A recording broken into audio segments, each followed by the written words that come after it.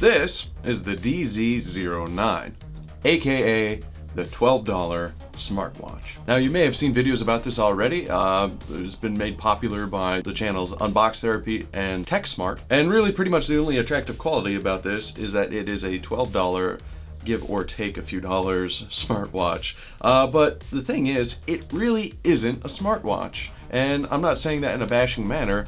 I'm saying that in the fact that this is a throwback to the old watch phones or feature phones back in the late 2000s. Let me show you what I mean. Let's turn this thing on.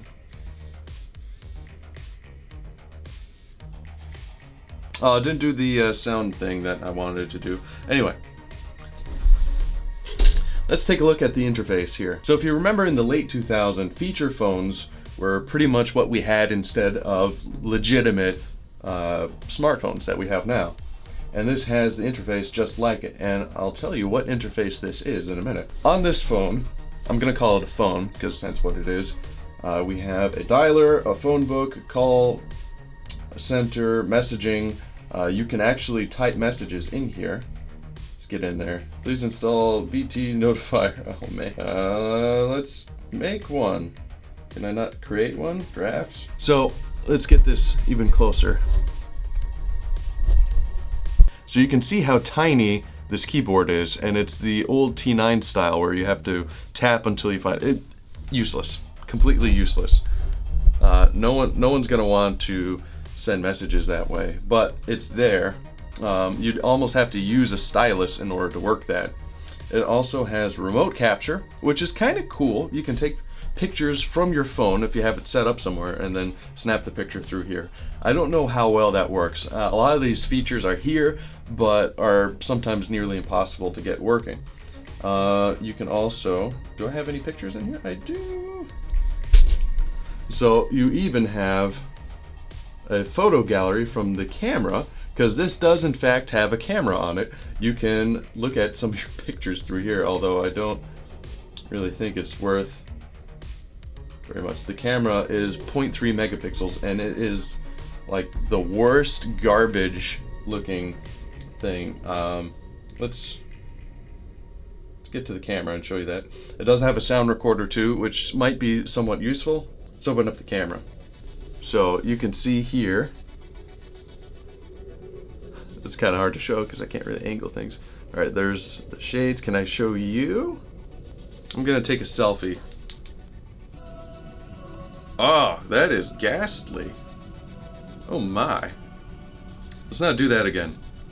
It also has a pedometer, a sleep monitor, which is questionable at best, Facebook, anti-lost, and Twitter, and WhatsApp. Now, it's interesting, none of those things work unless you insert a SIM card.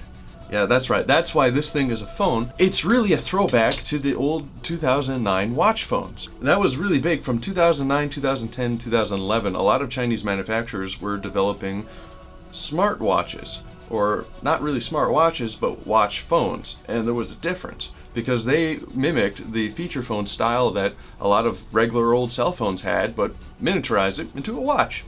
Some companies like Fossil were developing Palm OS PDAs back in 2003, and then 2009, a man named Herman Vandenberg started developing the Berg watches, and they were supposed to be cell phone replacements. They had SIM cards, and he went through a variety of styles and updates, and then closed in 2015. Rest in peace. In fact, his website domain is actually for sale right now. Kind of sad. Critics thought this was an amazing leap in technology, but all the consumers who ever bought it hated it. And a lot of them were manufactured and sort of disappeared. Then Chinese manufacturers swooped in. Yes, the DZ09 is kind of hard to find an exact brand that it's attached to, because most of them are just the DZ09 smartwatch, and you can find them on AliExpress, Wish.com, GearBest, Amazon, and even Walmart now. And none of them really have specific branding. Sometimes they'll slap a logo at the back of this and call it whatever that brand is, but most of the time they're just an enigma. That's because they're made by one manufacturer. And it took an immense amount of digging, but it's a manufacturer in Shenzhen, China. Probably botched that name, but it's as close as I'm gonna get. Yes, this manufacturer in Shenzhen, China, YQT. And they make a variety of knockoff brands like this. And they'll actually manufacture it just for you, and they'll just pop these things out. And a lot of these are components that were based off of the Berg phones. And in fact, I think the OS is almost exactly similar. I mean, it's got a MediaTek processor in it. It's got 128 megabytes of RAM and really no onboard memory whatsoever. But it didn't just take a page out of the book of the Berg. Samsung, before the Gear, developed their own smartwatch in 2009 that was called the S9110. The S9 existed before the S9. And that one was also kind of a flop. It was kind of heavy and big, lacked features, and it was looking a lot like this.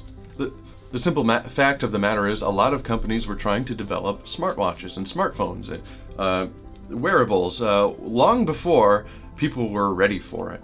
In fact, I remember LG in around the same year made or had a prototype smartwatch that had features for even video chats and whatnot in the camera. It was kind of cool, but it was like $1,000, and I don't think they sold one. But the development and advancement of these companies led to cheapo versions like this with the leftover technology.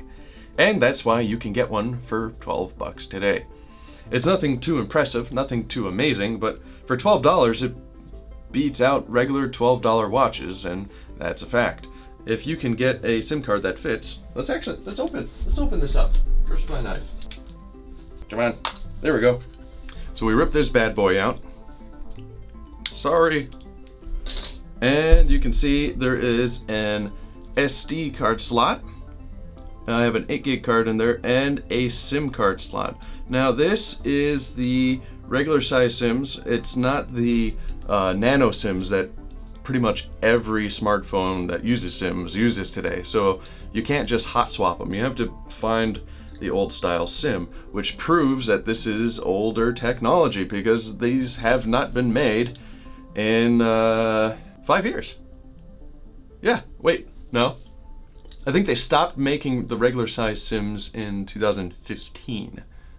Because I had a phone that year, and it was like the last one that had it, because then the next phone I got, you had to use the small nano SIMs. So, what time did the Berg smartwatches go away? 2015! Connection? I think so.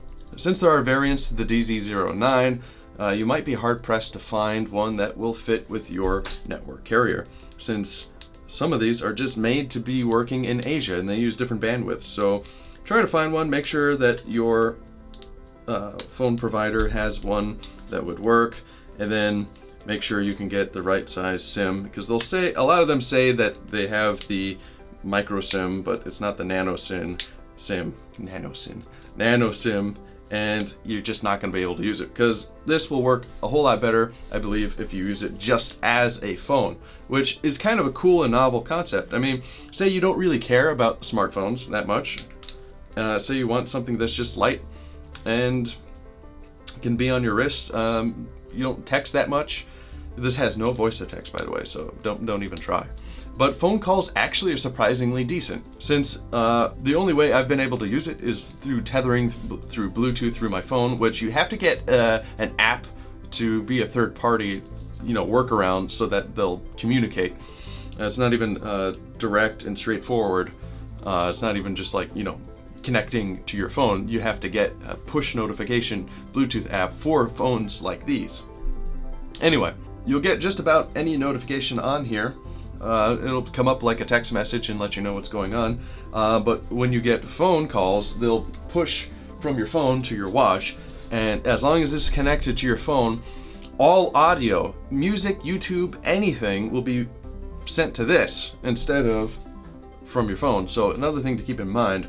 So call quality, it's decent. It's like a little speakerphone. really. I've had calls and you have to do the James Bond talking to your wrist thing in stores. That'd be more like Get Smart instead of James Bond, except it's not a shoe. Anyway, I mean, it's kind of cool. It's a novelty, if anything, and it has a vibrate feature on it, so you'll probably miss less phone calls. So that's kind of cool.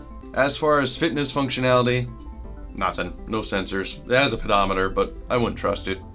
But for the price, I think it is a cool thing to have due to the novelty of it and due to the history of it. I mean, I was really into these things like 9 years ago. I thought they were the coolest things, and I wanted one then, never ended up getting one. Now they're stupid cheap, and I have one, and now I don't care as much about them. Because real wearables are a thing now, and they've gotten so much better. But still, this has its place, and it's interesting to say the least. Do I recommend it? Not really. Unless you're just really into novelties like that. It'd probably be cool for a kid. They wouldn't care. Although, that'd be if I was a kid.